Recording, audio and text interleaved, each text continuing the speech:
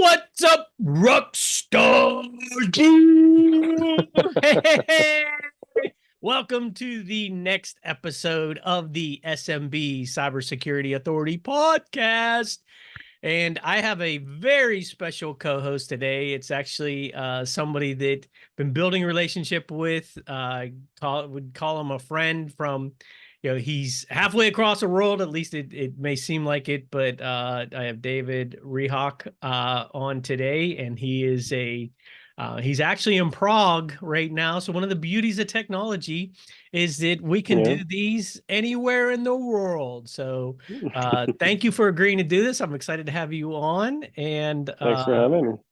it was great to see you when you were here in Pittsburgh just not too long ago. And we were talking before we started recording that looking forward to seeing you when you're back in Pittsburgh again. Hopefully, you said mention sometime soon. So that'll be great. Yeah. Talking things, not only cybersecurity, but just tech in general. But we had met through a mutual friend, Merrick, who's actually been a co-host on an earlier episode. So you guys out there, I encourage you to check out that one too, because Merrick is a tech geek. And so and he's a practitioner of crazy geeky tech things.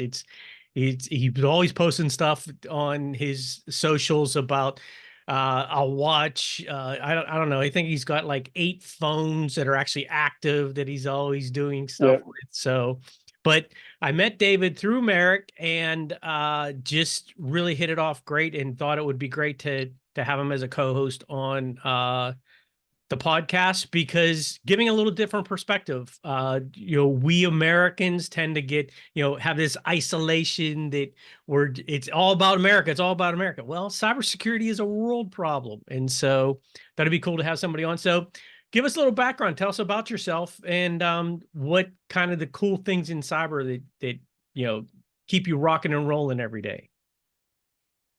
Well, so like we're all about passwords.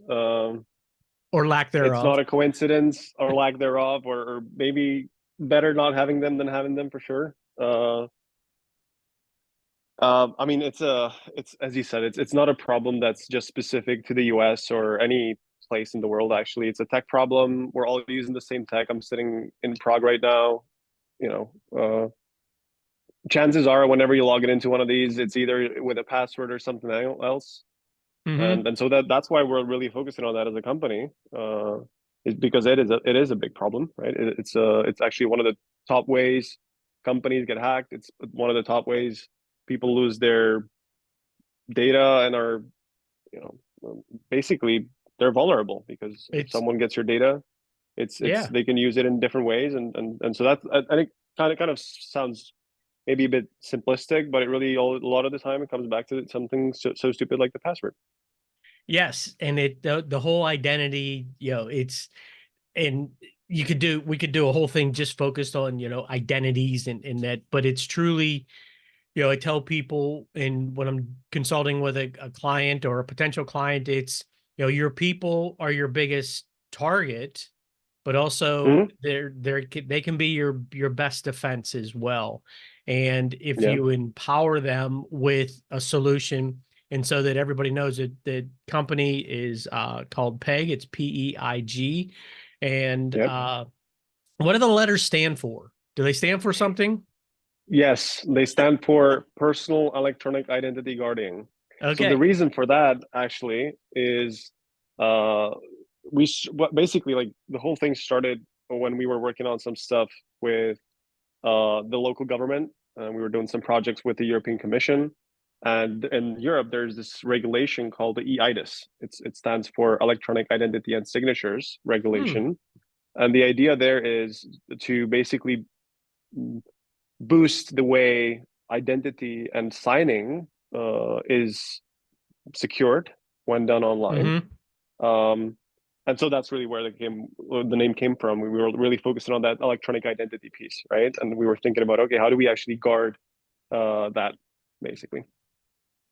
And evolves into, as an entrepreneur, it's like, wait a minute, there's actually a commercial use for this. Oh There's yeah, actually something that we could actually like, this is something that everybody should have access to. So it's, it's yeah, another area where Dave and I click and connect it up on and have a connection is the whole entrepreneurship and like, hey, we have to share this with the world. And so Yep. it having had experience with the tool and looking at it from the standpoint of, what are and people listening are going to be like, what do you mean no passwords? Like how can I possibly do anything without a password?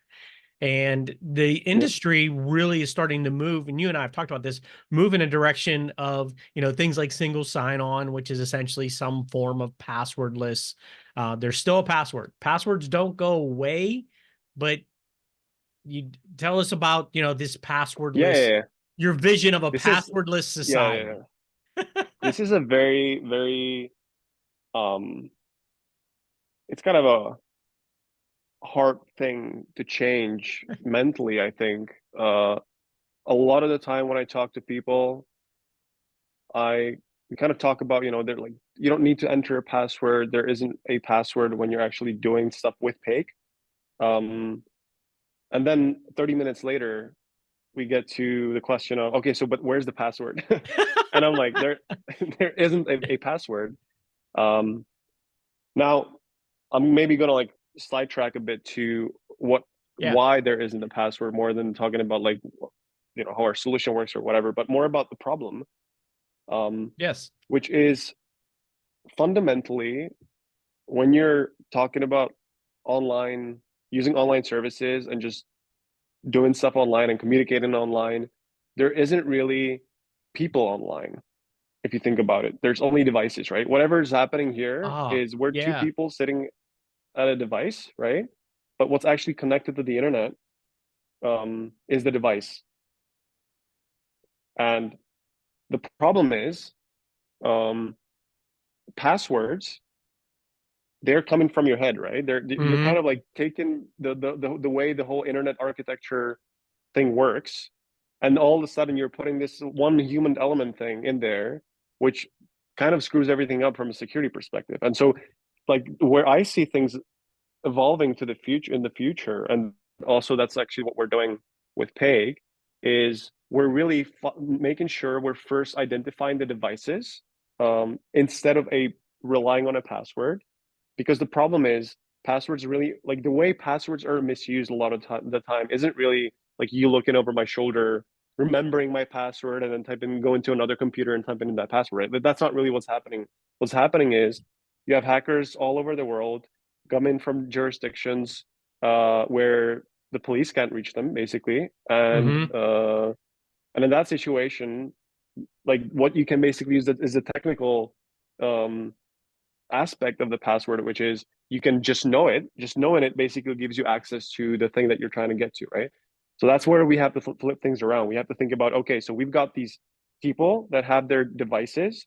We authorize those people to use those specific devices. And when we're given access to stuff, to applications, data, whatever, we make sure we do it from those authorized devices, basically, right?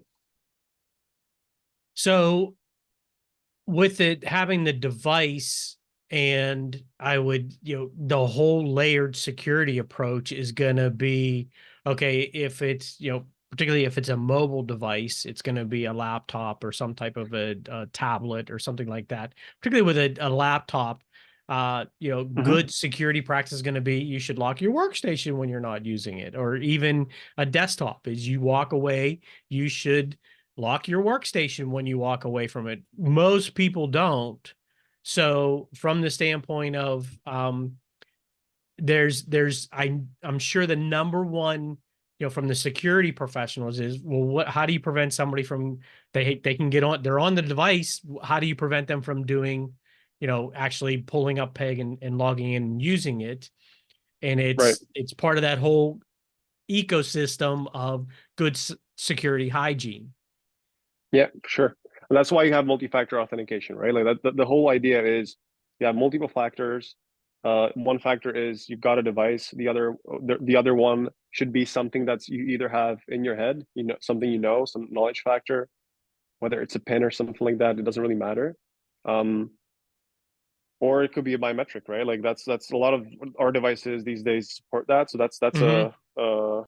that's a really important thing to have. And for organization, it's also really important to think about how can you actually enforce this, right? Because Yes. one thing, like the whole thing, like the one thing I see with training is you can train someone to, you can train them to tell you, okay, well, I'm gonna close my laptop whenever I leave, Mm-hmm. right? I'm gonna log out. But it's a whole other question of, are they actually doing it, right? Yes. So Yes. that's where the question of how do you actually enforce it as a company to protect those resources? How do you actually do that, right? And that's I think is the interesting and important questions that cybersecurity professionals and business owners just have to ask themselves, to be honest with you. And the really, again, that layered approach to cybersecurity is going to be, well, then as a company, you need to enforce a lockout period after a certain amount of time passes of Yeah, inactivity. There's a lockout. So people that, well, I yeah, never remember to lock my workstation when I walk away. exactly. Yeah, Okay, 2 minutes after, if there's non-activity for 2 minutes, it automatically locks. So yeah, and that's one of the conversations that I've had with folks, and they're like, well, just anybody can walk up to your computer and start doing whatever. yeah, And it's as a company, you need to have that additional layer of like, no, we're going to automatically, after a period of time of inactivity, we're going to automatically just turn it off. You're going to have to yeah, log back in. And that's where the multi-factor kicks in. yeah. So there's actually uh, an interesting topic that's becoming, it's kind of a trendy topic still Mm-hmm. in most cases, I would say. But I think it is going to be important in the future as well, which is this thing of continuous authentication, right? Okay. Um, it's especially, I think the only places where I actually have seen it deployed in some manner is when we're talking like really sensitive federal government Okay. or military level stuff. Mm-hmm. And sometimes like the way it's been done for some time already is that maybe you have a chip card with some identification token Mm-hmm. on it or something like that. There's actually standards around this. NIST has a lot of them for their federal government stuff, right? And the Yeah. idea being when you log in or to be logged in, you need to have the chip card actively in the device, Mm-hmm. and you need to take the chip card with you whenever you leave it, right? And the way that's enforced, that's sort of an interesting side story is um, you need that chip card to go other places in the building, for example, right? Like when you're in a, Okay. you see what I mean? Like Yeah. to Yeah. get to I the needed to bathroom, get, yeah, you I need needed to get into the bathroom. So I had to take it with me. exactly. So I got to take it with me, right? Yeah. Which Oh, is that's of course like it's interesting, but like how like it's not really practical for like regular everyday organizations, right? business. Like, that's yeah, like you're not gonna have a chip card, right? Like anyway, That is interesting from when you look at that highly sensitive information. It could be whether it's federal government, whether you're working on, you're a startup and you have intellectual property that's in yeah, development. You're a tech startup and it's like, okay, we don't want people, only certain people should be able to access our code development yeah, type thing. yeah. And it's like, okay, But you we know what? Like need to put that one in yeah, place. yeah. One thing I also like would want to like focus on maybe a bit as well is when you're talking about like when someone gets on your device. Yes. I also it's important to think about what does that actually mean, right? Like, do you mean like is there actually someone sitting and touching your laptop, or is it someone that got on your device remotely, right? Yes. Um, or are they just getting access to stuff that you're doing on the device, right? Like you said, Mm-hmm. mobile devices. We're thinking about a laptop that you're taking into, um, I don't know, Coffee shop. a shared office space or a coffee shop or something. What do you know about that network, right? Yeah. Yeah. That's the issue. And that's a very, very easy and common way to basically mine like passwords again, right? It's like Mm-hmm. you get it to a coffee shop. It's an unprotected network. There's stuff that you're doing online, like this communication that we're having now. It's going through somewhere that, and if you're in control of that Wi-Fi, then you can basically do anything, right? Like you know Yeah. what's going through there, and it's up to you what you actually want to do with that, right? And I've read a lot about, and it's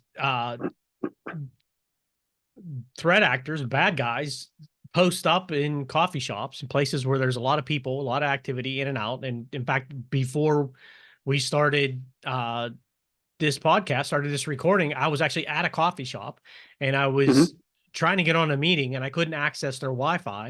And I was like pulling my hair out. I was like, why can't I get on this Wi-Fi? Why can't I get on this Wi-Fi? And then, then the security guy in me kicked in. I'm like, I'm going to go out to my car and connect to my phone. And so Yeah. it was like, I'm like, I'm not sure. Looking around the room. I was like, oh, hold on. I'll be right back. But what I've read about, and I haven't experienced it, at least I don't know that if I've experienced it, or I don't know if I've actually seen. There've been a few times where I see somebody and it's like sitting in a corner, I'm like, they look a little suspicious, but where threat actors, bad guys are going in, post up in a coffee shop, and they will essentially create a access point that is very similarly named to the coffee Yep. shop Wi-Fi. And it could even be like, coffee shop, use me kind of thing. That could Yeah. be the Yeah. name. Be like, oh yeah, it says use me. I'll use that one. So And then mhm. the traffic is going through that person's, they're That, yep. they're able to see Hotspot. Right. everything. Have you heard the name Kevin Mitnick? Yes. Yes. So he actually sadly he passed away. I think it was earlier this year actually. Yeah. Yeah. But he was going around talking about cybersecurity, and, Mm-hmm. and an interesting thing that he talked a lot about was actually a similar thing to the situation that you were describing. Um, and it's actually sometimes even easier than that, or simpler than that, which is that the way the Wi-Fi protocol works is it's actually the phone that's providing information about Mm-hmm. the, the Wi-Fi's that it's connected to in the past. Mm-hmm. So that makes it really easy for the attacker's Wi-Fi to basically say, to wait for that information and to say, hey, I'm Yeah. um, you know, I'm Steve's Steve's Wi-Fi. Steve's hotspot. What's the password? And then Yes. the Wi-Fi that you've connected to before obviously goes, oh, it's this and that, right? And you're connected to someone else's Wi-Fi, right? Yes. But honestly, like, I guess the reason why you don't know if this happens to you, you don't really know. Like, this is Right. just a tech thing that Mm-hmm. happens, and you wouldn't know. Like, you just do the stuff that you wanted to do anyway, and you wouldn't be able to find out, honestly. Um, on the other hand, maybe it's also easier to just remotely hack the actual correct Wi-Fi, right? Because Yeah. if you look at the way the Wi-Fi routers are like secured in a Mm-hmm. typical coffee shop, it's probably not going to be anything great. Like, honestly, like, most likely they're going to have like 1 2 3 4 5 6 8 as a Yeah. password, Yeah. and they're going to be, it's going to be open to the internet, and so that's another way that can be done, and maybe that's just easier, and that's why you wouldn't see those people that much, honestly. Well, and that's where you and I think it's become even more affordable. There are companies out there that that offer free VPN, which I'm highly against free VPNs, because I was just reading something, I think it Why was is that? yesterday. Yeah. Because they're actually, one of the things that they discovered is that, in fact, I just saw this where I was either an email or something I saw online that through one of my social feeds, is that uh, the the U.S. government believes they've essentially dismantled, but found the largest botnet ever discovered on the internet, and they were utilizing VPN apps that were free VPN apps. And it was Mhm. basically they were getting access to your device, whether it was your phone, your computer, your laptop, whatever it was, and using it as a botnet to do malicious activity. And so, not that they can't do it with a paid, but the free ones are, it's free. And Yeah, also because I like, think the paid ones to me have become really affordable. And it's yeah, like, okay, why get free when you can, you have a little bit more confidence if you're actually paying for something. yeah. And but that's It's where always the same thing. Yeah. yeah, If yeah. it's free, then you're the product, basically. That's usually Yes, like, exactly. Yeah, yeah. yeah. And so and with the VPN, you're now talking about encryption. And I know with Peg and just, the stuff that you do is really all around encryption. It's to me, people say, how can I secure my data all the time? How can I make sure it's secure? And I'm like, well, encrypt it all the time. And they're like, oh, Yep. I can do that. I'm like, yeah, but it can get expensive and it can slow things down and it can make it a little hard to work, a little challenging to work, or it may make it so you can't work at all. So it's that the whole idea of the solutions are there. It's a matter of being able to use them. And that's one of the things, not to turn this whole podcast into a commercial for Peg, but I'm a big fan. And but really from the standpoint of, it's simple to use for the end user. Yeah, there's a slight learning curve, and it's not a steep curve for people to learn this. I share it with folks as saying it's a browser based desktop, virtual desktop, and they're like, what? And I know you get the same kind of thing. Like, what do you mean? Like, is it work off of Chrome? Is it working off of Firewall? No, it's its own, but it's browser based. But it's super easy to use. And in the cybersecurity space, it's one of the things that, as a consultant and also selling products, is that's one of the things that I look for is, okay, is this going to be easy to use, or is this going to be, and also, is it going to be easy to support? And I think that's one of the great things that you guys have been able to nail it on the head, is from the standpoint of, not only is it easy for the end user to use, it's easy to support. And, there is the one caveat, continue the commercial. But the one caveat is that it works only with web-based applications or access. So if you have, but that's where pretty much the world's going, to the cloud. And it's Yep. even large corporations. It's like, oh yeah, our primary application that almost everybody in our company uses, it's moved to the cloud. It's now basically a web-based portal that people are Yeah. accessing Yeah. from their desktop. And so it's where the world is headed. So makes it super easy to use.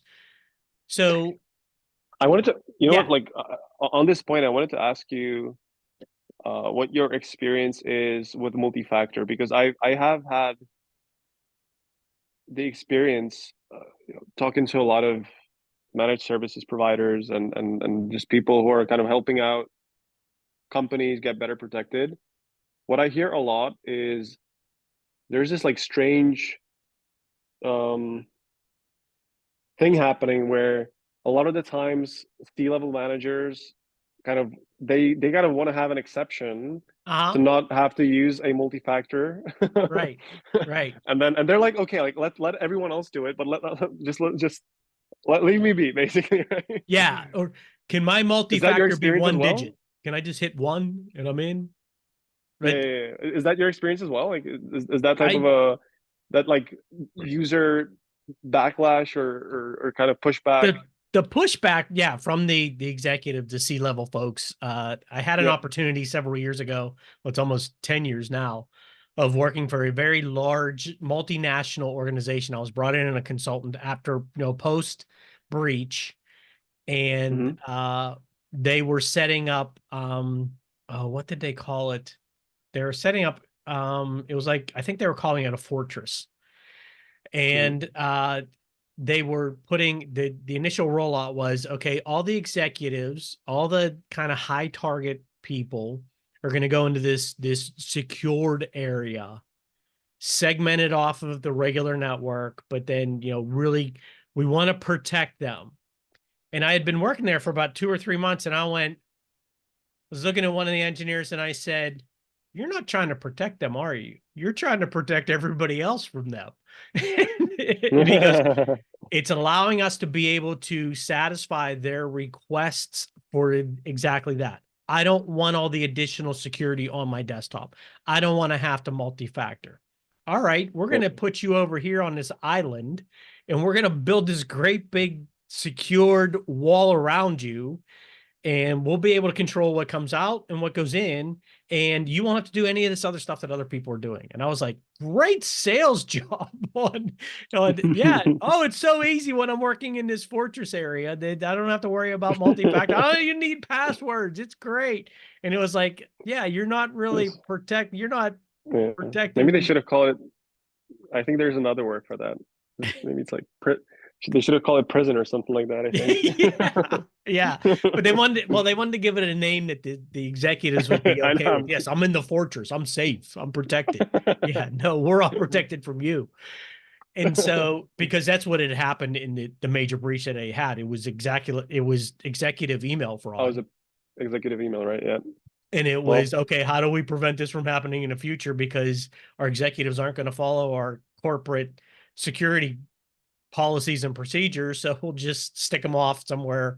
And yeah, they're protected, but so are we, because we know they click on things. So yeah, of course, yeah. that definitely happens. So yeah, I But definitely see that from that standpoint. And it's trying to find a way to like a solution like Peg would be is a really good solution for that, from the standpoint of, you mean I just click on this icon, it's on my desktop, and I can get access to everything? Once it's been set up, yes. And it doesn't take a lot to set it up, but once it's set up, yes, it's that simple. And everything happens. And so, just so that folks know, that whole communication, everything that happens within Peg, it's all encrypted. It's totally secure, right? yeah, of course. Even if you're lying, say yes. No, totally on the up and up. Yeah, it's There's so no, additional. the reason why I hesitated is there is no total security, right? That Right, doesn't right, exist, and exactly. that's how Yeah, it's it's not complete. If somebody wants in, they'll get it. It's if they have like if they've got like a farm full of NVIDIA chips, we'll get in. Well, they'll find another way but to get in. Like, here, but give me your that's laptop. It's yeah.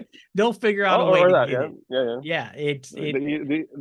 The cheapest way to hack a company is to buy the right person a lot of beer. or or even simpler than that, you just ask them. You just Maybe. you get to the point where you just say, "Hey, give me your password." Oh, okay, sure. Not hard to do, but Yeah. but from that standpoint too, is that it's, back to the whole coffee shop thing, you're utilizing something that's even better than a VPN, because there's no way for really anybody to intercept that signal. Even if they were to intercept the Wi-Fi signal, they're not going to be able to see what the communication is. Yeah. So I mean, the issue, like, I mean, there's several. When you say VPN, I think this is something that may be worth a while saying, is because this is something I think people that are uh, not techie sometimes don't understand, which is VPN can mean two different things, right? Either it's that like stuff that the free stuff that you were talking about, where it's really a Mm-hmm. lot of the times the goal is to make your browsing more private, right? Yes. And the technical idea is you've got one end of the VPN tunnel on your laptop, and you've got the other end of the VPN tunnel somewhere else. And that Mm-hmm. somewhere else is a cloud that's provided by someone, and that's really the service, right? Mm-hmm. And then when you're accessing a website, what that website thinks is that you are in that place where the end point of the cloud is, basically, Yes. right? Um, and that, now the thing is, that doesn't really do anything from a point of view of a protection, in terms of like when you're trying to protect company resources, when you're trying to protect company applications, when you want to make sure that email account takeover doesn't happen for those C-level managers and that sort of Mm-hmm. thing. Like, that's not really like what that can do well, right? Um, because at the end of the day, at the end of that, like, it's just a tunnel. It's really, all it's doing is it's virtually relocating you somewhere else, right? Mm-hmm. When you're thinking about it from the enterprise perspective, how companies usually use VPNs to protect themselves, really what they're doing is they're saying, you know what, we've got these servers, we've got this huge room full of servers, and we're trying to make sure that our employees or contractors or whatever can basically virtually move to that server room. but where Okay. we have our data, right? And so those are kind of the two different scenarios. Okay. Yeah. And now the problem there is, first of all, like it's the stuff you talked about before, right? Everything is cloud now. You don't have that server room in your control when you're using Mm-hmm. Microsoft 365. Like you can't put your VPN endpoint there, right? Mm-hmm. That's not a thing you can do. If you're using stuff like Asana or I don't know, whatever you think of, like any CRM tool, Yeah. any tool you can really like think of that you're probably using as a company, it's likely that you're just buying it as a Netflix type of a situation, right? Like it's a Yeah. SaaS tool. And in that situation, the VPN won't really do anything for you, basically, right? Is the first thing. And the second thing is what companies are kind of um, coming to realize um, is that the VPN basically relocates you um, into that private network area, right? But the problem is if you accidentally, from a security perspective, if you accidentally relocate the wrong user, Ah. then then they're basically you've got the wrong user that you think is the right user doing stuff in your private network, right? Mm-hmm. Um, and kind of like freely getting access to stuff, basically. And that's why this whole idea of zero trust, by the way, comes in. Okay. Is that the Yeah. idea there is we want to make sure we're not actually just getting people to the private network and kind of like being trusting that they're who they say they are, right? Mm-hmm. But kind of being more aware of the situation and not and maybe like one of those things that from our point of view, maybe like let's do a bit more than you asking them for a password, which can be brute forced, you know, and that's the sort Mm-hmm. of thing, or a guest. And let's do something, let's kind of try and make let's treat everybody as if they were not the person to trust, basically, or the device Yes. to trust, right? Trust no one.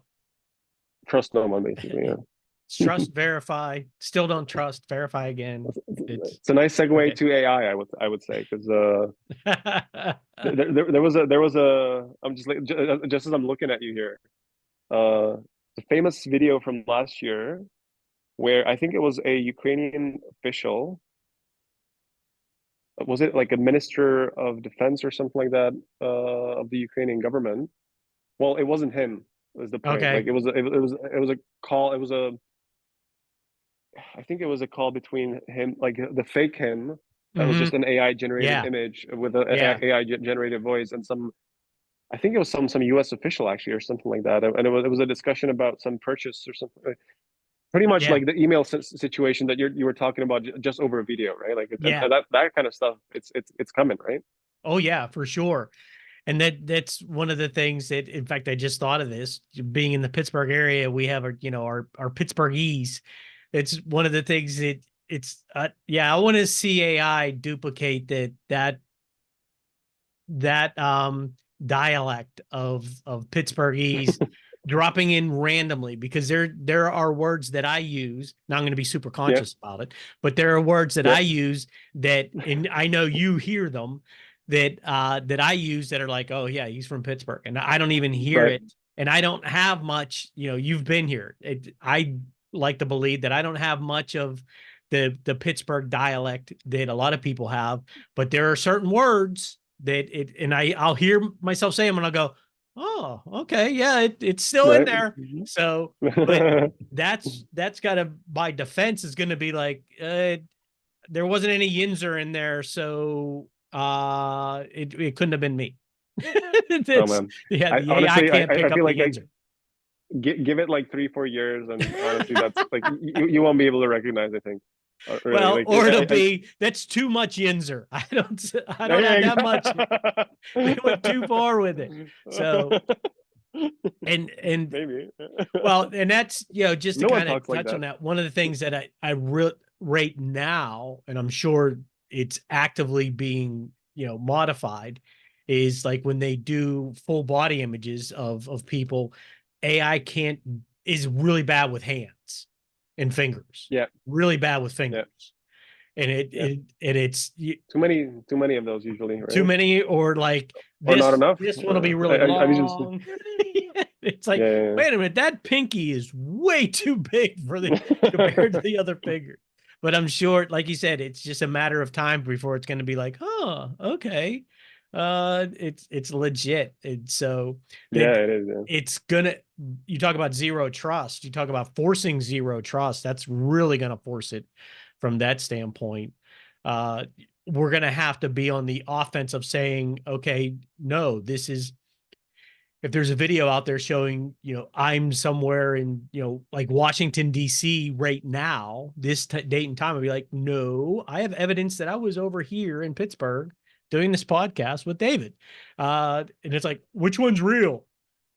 Yeah, yeah, yeah. But you know what? The interesting thing, this is a very, I don't want to go too deep into the tech stuff. So maybe stop me if I'm like mumbling, and you're not making sense of it. But the thing is, uh, the geolocation part, right? It's Mm-hmm. like when you're online, your actual physical location doesn't really mean much Right. because that's not how the internet design is supposed to work, right? It's not about being far or close. You're supposed to make it easy, right? You're Yes. supposed to be able to talk like this independently of where we are. Yes.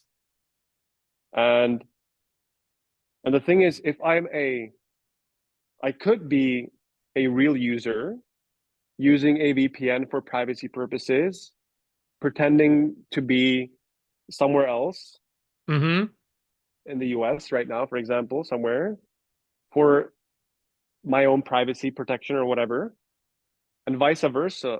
The adversary Yes. could pretend to be in Pittsburgh. Yes. You see what I mean? Like Yes. it doesn't tell, like, and that's the question of, okay, so what is it that actually you can, what is it that strong tangible thing that you can actually hold on to from a security perspective to make sure, okay, we don't, like, we're actually like, we're really likely talking to the person we think we're talking to, right? Mm-hmm. And not to make this up into a pitch again, but like that's really where that device bound thing comes into play. Yes. Is like, how do we got to make sure that we can recognize the device, because we can do that. That is technically possible. Um, Because but we there have are to. things Yeah, on a device that are, it's kind of like your vehicle identification number on a car. Like it's yeah, unique, there and are secrets on the device. and so there are things on a device that are unique to that device. Yeah, that it's like, okay, you can you can get a new piece of hardware, copy everything over to it, but there's a stamp on that device that says, no, I'm Kind of, different than yeah, the other one. yeah, yeah. It's like there's and like practically speaking, what that is, because it can't be a number, right? It cannot be a simple number that you Right. can just know. Again, like it's got to be something that you cannot know. That's why I said there are secrets on the device, because Yes. it's got to be a secret that is bound to the device, right? Yes. And that really almost nobody can find. Yeah, yeah, it there are it's when you get down to it, and what I tell people, it's all ones and zeros, and yeah, totally, yeah, and it's a switch. It's a one, it's a yeah, zero. It's up or it's down. That's yeah. all. So When you you got to get have down a to it, it's that simple. yeah, you got to have something that's a secret. That's a very good secret. So Yes. like in cryptography terms, that's called entropy. Basically, it's Okay. long, hard to guess secret, right? Yes. And you got to make sure you're protecting that to make sure you keep it a secret as long as possible. Mm-hmm. And also, you got to bear in mind that the longer you try and keep something secret, the more likely it is someone's gonna it's gonna get Mm-hmm. exposed and someone's gonna guess it, right? So that's Yes. another thing. You got to change the secret too, right? Yes. And so, and that's really from the standpoint of, looking at the ability to be able to, from a practical standpoint, looking at it from a business and trying to run a business, looking at it from a practical standpoint of, because quite frankly, this is one of the challenges we have. And the quite frankly part is business people don't care about Mm, how it's doing what it's doing. They just want to make sure that, okay, I don't have to worry about my people not being able to work. I mean, when you yeah, get down to it, that in and yeah, this is the hard in secure cybersecurity. This is the hardest thing to get techie people and security people to understand, is that when you're working with a business, and you're talking to the business owner, you're talking to somebody in the C-suite, they don't care.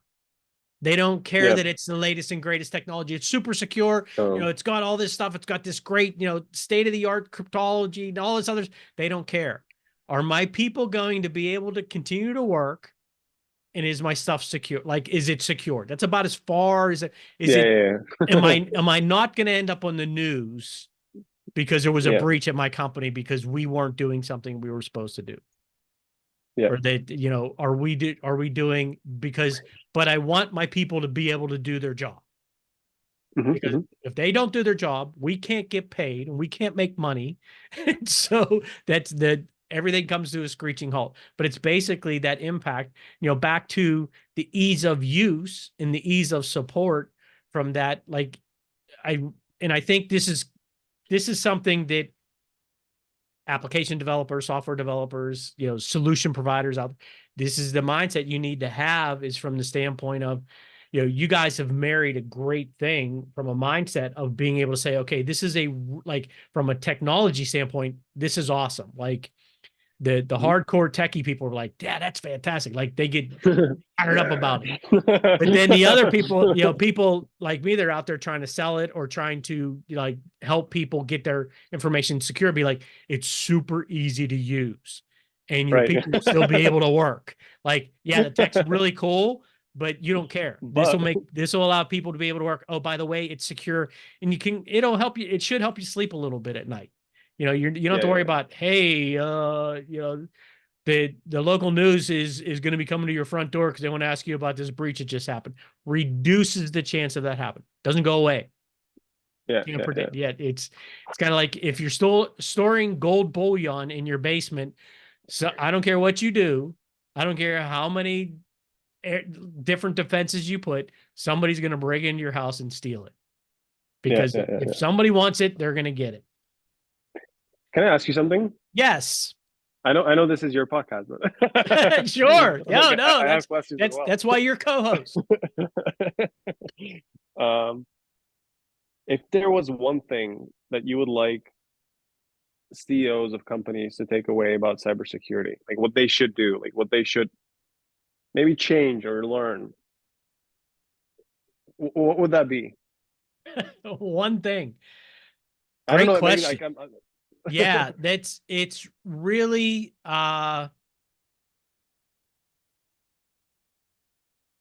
look change your viewpoint from cybersecurity being an IT solution to it has to become part of your company culture. Mhm. And there's not, IT provides the solutions, but there needs to be, it's easy to, what's really, and it's, I'm not taking credit for being the one, well, I came up with this first, but really starting to share with it as a risk management function Yep. in around that area. I forget, I just heard somebody recently shared with me that they were working with a company that the cybersecurity folks were actually reporting up through the legal department. They actually were reporting to general counsel, which I was like, Mhm. that's actually probably a really good idea, because Mhm. the general counsel legal is looking at risk. They're looking at Right. ways to protect the company, whether it's intellectual property, whether it's your customer base, whatever it is, they're there to try to protect you from a lawsuit, whatever that might be. So that's a risk management function. So I'm like, okay, Yep. it might not be ideal, but it might be better than IT. It's definitely better than IT, because the IT people, hardcore IT people, will tell you that I don't do security unless they're trying to Right. make Yeah. that transition. They're like, no, I want to make sure that people are able to do their jobs, and that my boss and my boss's boss and the CEO aren't calling me up going, why can't they print? Why can't I print? That's all they want. Why can't I print? So I But think I think I think that that's shift from it being an IT solution function to yeah. being a company culture about reducing risk. Yeah. So I think you know what the thing is. I think the CEO or the C-level people usually can't tell the difference Right. because when you say I can't use the printer, That's kind of an availability problem, right? Yes. Right. Right. And so it is in a way a cybersecurity problem. Well, it's a functional problem, right? Like Right. but from like if you're not in, it's a hard line to define for someone who doesn't understand Right. Or tech. that, And again, they don't care. yeah, It's a matter of, I want to make sure that I'm doing everything I need from a legal standpoint. Am I checking all the boxes? Whether it's a compliancy base or is it something that's I'm part of a supply chain and there's a bigger I am part of a supply chain where there's somebody that we're providing, whether it's products, solutions, consulting, whatever it might be, we're working with a larger organization that is requiring me to do these things. Again, checking the boxes to make sure that we're compliant and being able to still do our jobs to be able to make money, because it all comes down yeah, to, are they able to make money? But again, availability from that standpoint.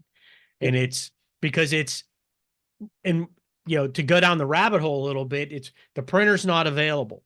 Well, IT goes, the printer's not available. And then when IT starts digging in, it's like, wait a minute, there's a ransomware attack.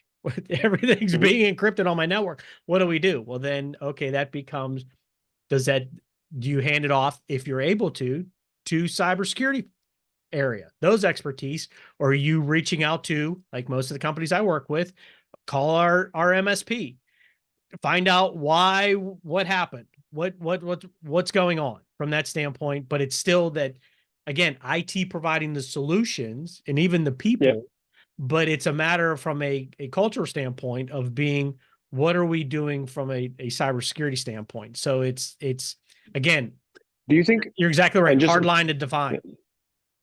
just switch it, like flipping it around? Do you think that sometimes even the MSPs and the IT people kind of from time to time cross that line, and I don't want to say pretend, but maybe give off the impression that they're actually taking care of cybersecurity? Is I that something that's don't, happening as well? I do, this is actually one of my favorite talking points with MSPs. I don't, it may not be an intentional Yeah, outcome, but it's okay. I'm providing a firewall, which is a protection. yeah. It's a cybersecurity 'Cause solution. I'm they kind of providing know it should be in endpoint. there, right? What's Yeah, that? Yeah, because they kind of know it's supposed to be in there, right? Like they right. kind of understand some of it from a tech You're part, providing right? antivirus for me. You're doing this managed. You have these other security tools that I'm buying from you, or I'm renting from you. I'm paying every month. I have a subscription. I'm buying these from you. So you're doing cyber, you're protecting my network. And Yeah, it's, no, you're buying a solution from them. They're not it, yeah. and it's, They're not and doing risk, right? right. And it's, and quite, as a result of the evolution of the MSP, because they, I'm selling Microsoft licenses, or I'm selling whatever it might be. I'm selling you a license to a technology, to Microsoft Office, or to even Windows. I sell you a Windows subscription. So, but does that make them an expert in Windows? No, Right, it doesn't. right. But the perception around security has been, you're providing the Yeah, security solution. You are my expert in cybersecurity. And as a result of providing those security solutions, the default is the customer thinks you're doing cybersecurity. And there yeah, have been MSPs that I've advised them, free consulting, is that it's, you should explicitly state in your contract, we are not providing cybersecurity services. right. And the good ones look at me and go, oh yeah, we got to do that right now. We have to redo all our Yeah, contract. Other ones are like, well, okay, yeah, maybe not. And I'm surprised at the number that have said, no, they know we're not doing cybersecurity. I'm like, yeah, why don't you go ask them? Ask them. yeah. See what they tell you. You might be surprised. They might, yeah, I think you so. are, Yeah. right? No, I'm not. Who told you that? I just assumed you were. You sell me this, antivirus thing. Right. Yeah. Yeah. Yeah. And so Because and I think that there's a, that's a really good example, because that is a tool mm-hmm, that its sole purpose is to provide cybersecurity, right? Like that's right. it isn't like there's no other reason to have antivirus. Right. It's a protection. It's to It's a help protection protect thing, that right? Yeah. device. And the perception is, okay, since you're doing that, you're doing cybersecurity stuff. And they So, most of them, and it's and it's jumping up on one of my soapboxes is frustrating for me when I see MSPs are out there talking about cybersecurity, cybersecurity, cybersecurity. And several of them that I know, and several of them I have good relationships with the owners. And in fact, I had a conversation with one and I said, I know you're marketing like crazy that you guys do cybersecurity. I said, but you don't. And he looked at me like he wanted to take my head off. And I said, wait, you sell firewalls, you sell endpoint, you're selling managed detection and response solutions. I said, how many people on your team are certified and some have some cybersecurity certification? None. Zero. Not that Mm. a certification qualifies you, but you don't have It's a any people that are dedicated to cybersecurity. And right, he's yeah. like, oh, yeah, you're right. I'm like, that's why you need to partner with us because that's what we do. And that's part of, again, part of my Yeah, sales thing is that don't try to do cybersecurity because that's not what you're good at.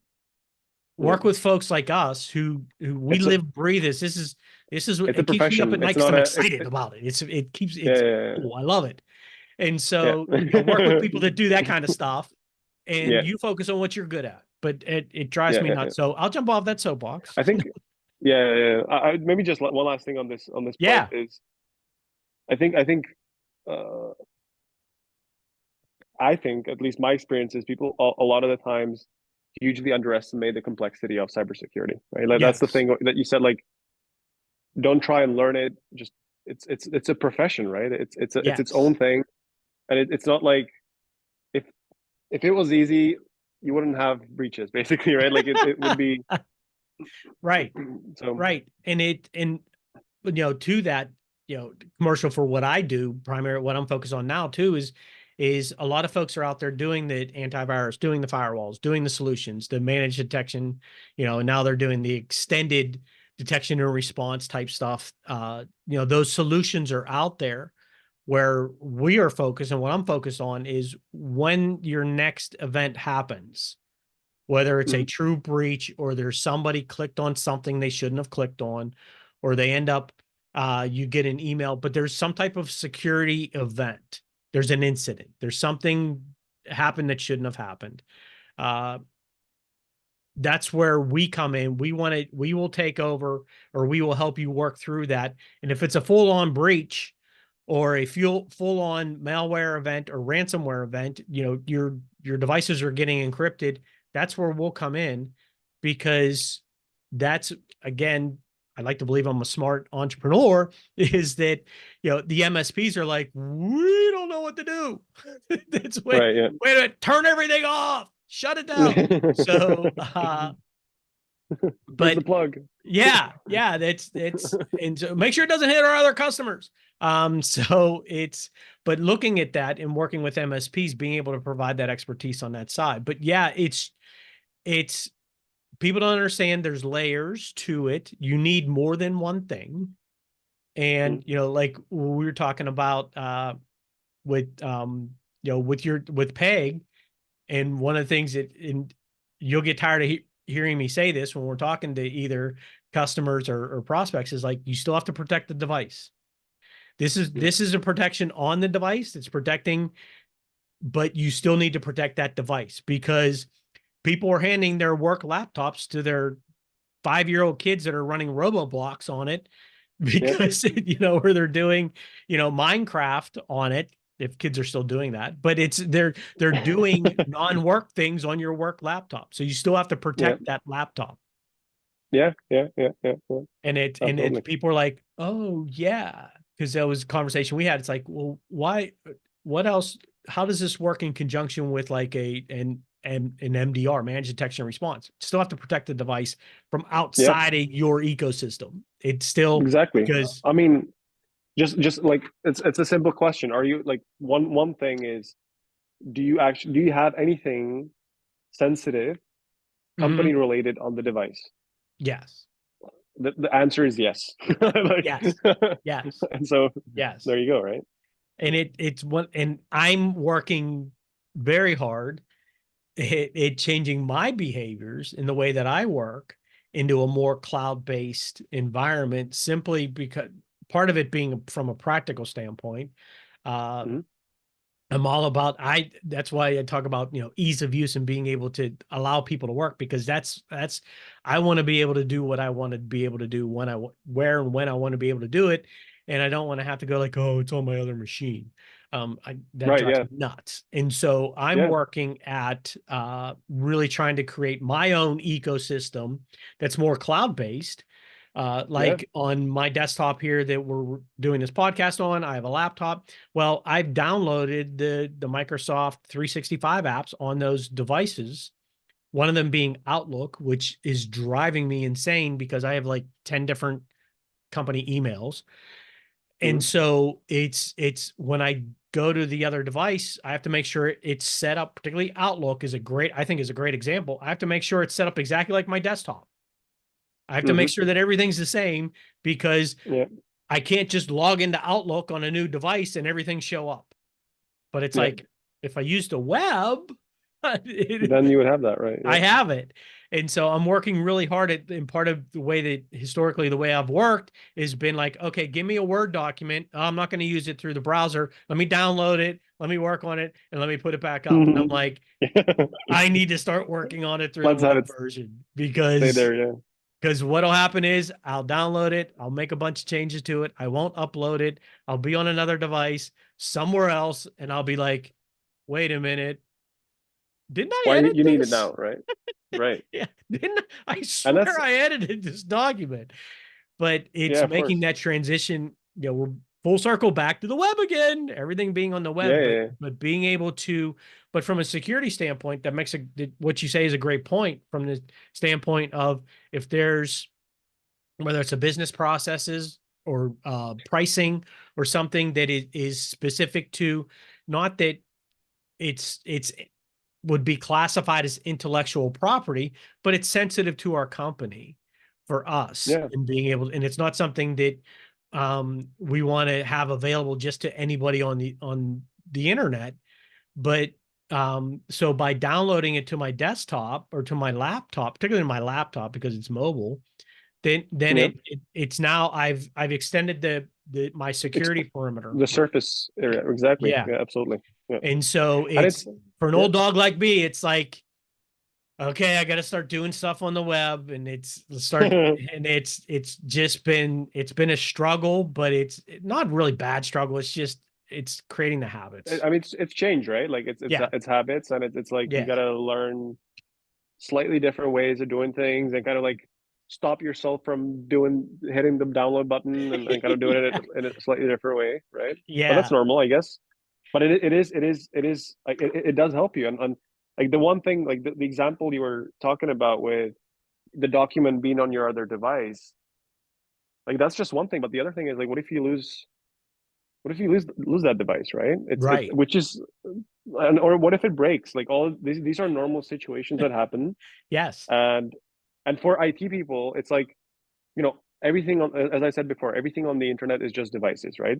A Yes. server is just a fancy way of saying computer, basically, if I simplify it, right? Yes.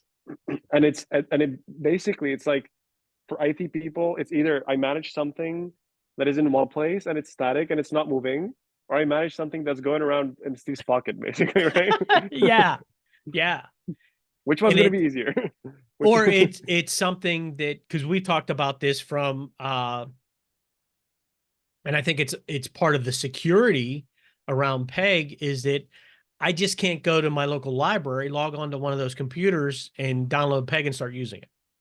Like, yeah. no, I'm going to have to authenticate that. And if most libraries have gotten really good at protecting their devices, but Uh-huh. most of them have, at least the ones that I've been to.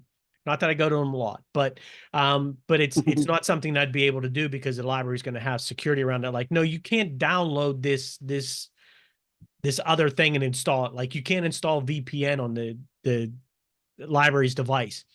So that's a security thing. It's not, to me, it's not something that is like, oh, you're preventing from somebody working remotely. It's like, well, quite frankly, we all work from these things.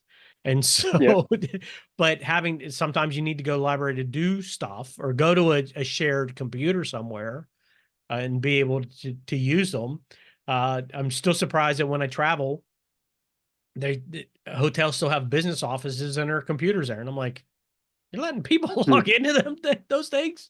So, Interesting. but yeah, I Yeah. think that's in being able to, uh, the mind shift of, and we see a lot of this in Pittsburgh because we're slow adopters, and is that, the whole cloud movement to the cloud and being able to Hmm. say, no, I want my servers in the room behind me kind of thing. And, Right. but at the same time, the world is moving to the cloud and being able to say just a mind shift of exactly what you said. You're either managing it in a room behind you or it's in the cloud, but what you And someone else is. do, it's Yeah. the same. Yeah. Like everybody thinks, Exactly. you've seen this. Well, I go to the cloud, I'm now protected, right? No. Hmm. I go to Microsoft Azure, I'm now protected, right? No. Microsoft Right. protects themselves, not what you're doing on your machine, on that virtual machine. Right. Yeah. Yeah.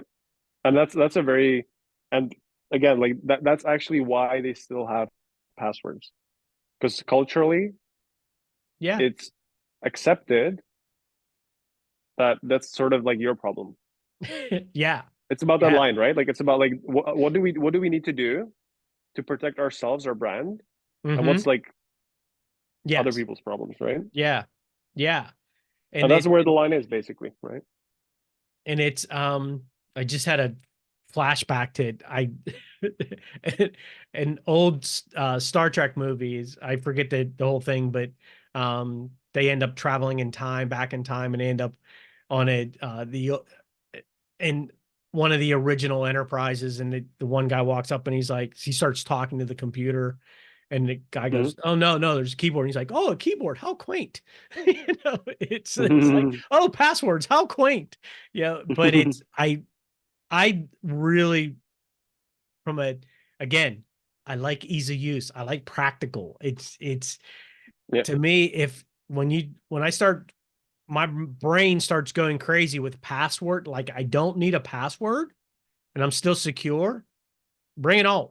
Let Right. me see how I can make this happen in my own life, Right. because it's the ease of use. It's cutting down on, I mean, that's why I use a password vault, because I Hurdles, don't right? want to remember passwords. I have a Right. tool Right. to do, there's a solution that does that for me. Yeah. It's like that. Just thought of another reference to a commercial of it's, I think it was Alec Baldwin. He was talking. He's like, takes over a spelling class, an English class for spelling. He's like, spelling. There's an app for that. It's like, yeah, there's an app for that. I don't have to learn how to spell. Yep. There's an app for that. But Yep. you know what? You and I can talk all day. And so, so that we want to keep at least people a little bit interested. So we'll cut it off here.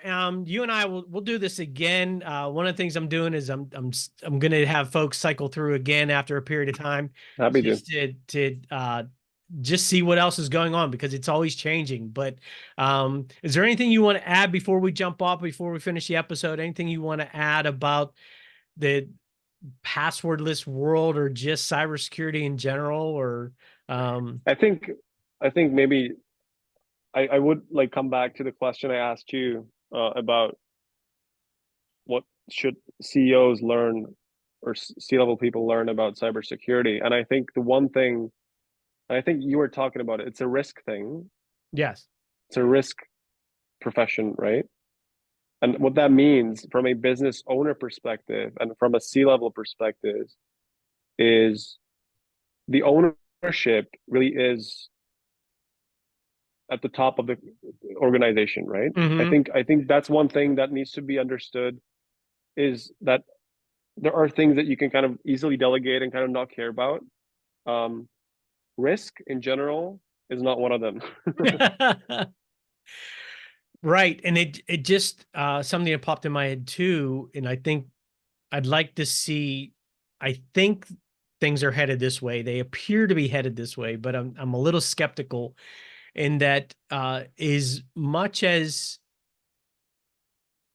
you have your legal folks, your general counsel, they are now a trusted resource. When there's something that is, oh, can we get sued for this? You lean on your general counsel. You've Yeah. empowered them and trust them to guide Yes. you in those types of situations.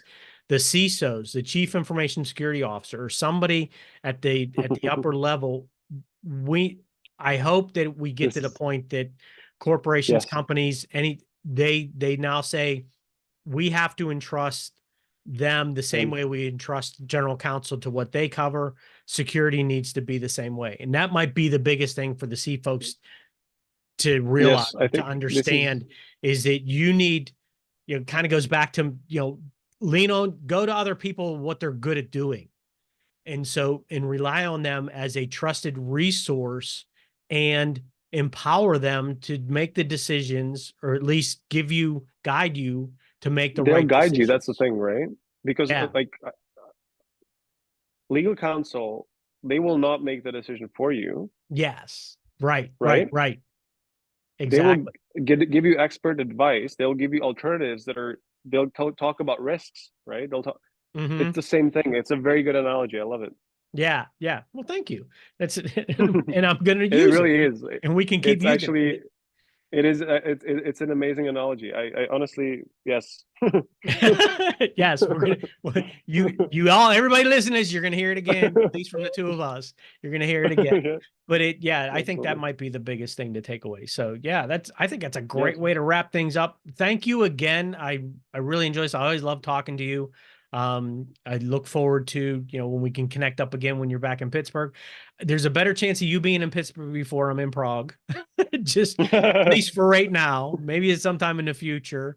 Uh, within my company that they're now, I've been tagged by the CEO. You're now known as Suitcase Steve. You're going to start traveling the world. I'm like, okay. So, but you'll be in Pittsburgh before I'll be in Prague. I can almost I'll be guarantee. there in no time, man. Okay, cool. Well, thank you All again. right. This was great. If I will, so everybody knows, and I should have probably said this at the beginning. So if you listen to this long, you get a reward, I guess, of you can connect up with David on LinkedIn. I'll have his link to his LinkedIn profile on the show notes, so you can check it out in the show notes. And then is it okay to share your email, or just reach out to you via LinkedIn? Is that the best way to reach you? That's probably the best way to reach out. Okay. Yeah. Cool. Right on. So I'll have that within the show notes, and then links to everything else. So thank you for tuning in. Join us again on the next episode of the MSB Cybersecurity Authority podcast. Thank you, David. Thank you, man. See you later.